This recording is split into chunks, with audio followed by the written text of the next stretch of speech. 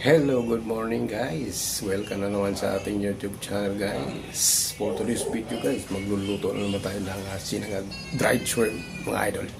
So let's go mga idol. Ayan mga idol, naghiwa na tayo ng sibuyas at nagpitpit na tayo ng bawang mga idol. At meron din tayong onion leaves mga idol. Yan ang ilalagay natin. At ito mga idol ang ilalagay natin. At yan mga idol, yung dried na shrimp na ilalagay natin sa ating sinangag mga idol. At itlog, lagyan natin ng itlog mga idol. Ayan, itlog. So, let's go mga idol. Ayan, maglagay lang tayo idol ng mantika. Siyempre, igigisa natin mga idol yung sibuyas at bawang idol. Ayan, sibuyas at bawang.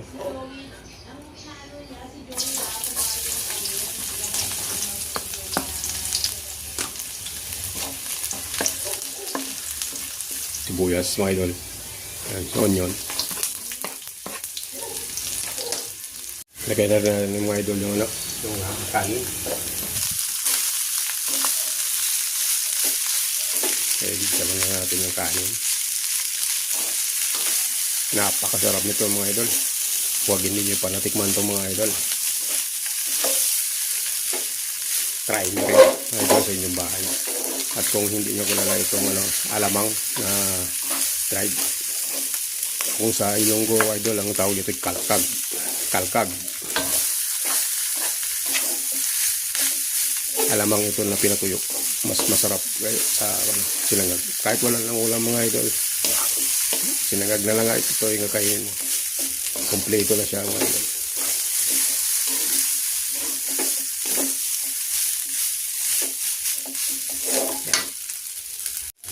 Maglagay rin tayo ng asin idol. Asin.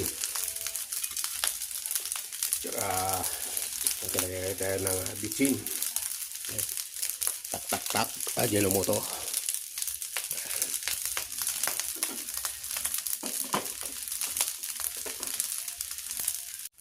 Yan, sinagalan natin ng mga 5 minutes idol yung kanin. O ilalagay na natin yung ating idol. Lagay na natin yung ating alamang, dried alamang.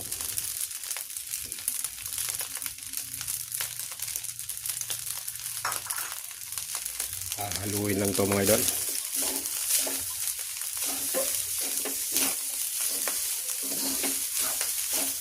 Tapos ng mga paghalo, 2 minutes mga idol, lagay na natin yung sibuyas, yung onion leaves natin mga idol.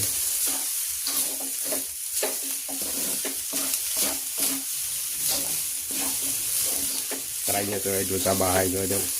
Mas masarap ito. Lagay na natin idol yung itlog. Pagkatapos ito, luto na mga idol. Dalawang itlog para mas masarap. Marami itlog. Natin lang halo-haloin.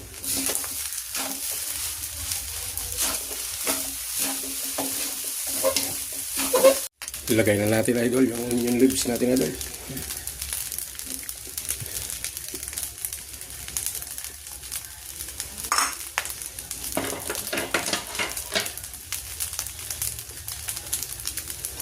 Ito na ito mga idol.